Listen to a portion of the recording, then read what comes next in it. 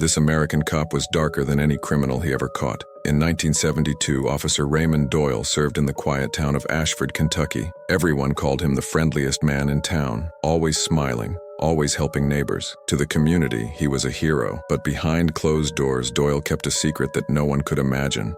None of the criminals he arrested ever made it to jail. One night, a rookie officer named Eddie Cole began to notice something strange. Doyle never filed reports. When Eddie asked about it, Doyle just laughed and said, "Paperwork's for weaklings." But Eddie couldn't shake the feeling something was wrong. Determined to find out the truth, Eddie followed Doyle late one night after he arrested a drunk driver. Instead of heading toward the station, Doyle drove deep into the woods. Hidden in the shadows, Eddie watched as Doyle dragged the handcuffed man to an abandoned cabin. Inside, Eddie's heart froze. Shelves lined the walls filled with dozens of large glass jars, each labeled with a name. Doyle opened one jar, and the prisoner's screams filled the air as Doyle forced him inside, sealed it tight, and placed it neatly on the shelf. Horrified, Eddie stepped back and accidentally snapped a twig. Doyle stopped. Slowly turning toward the sound, he smiled and whispered, "Sometimes I like to keep them close. A jar a day keeps the crime away." Eddie ran for his life and reported everything. But when officers stormed the cabin, Doyle was already gone.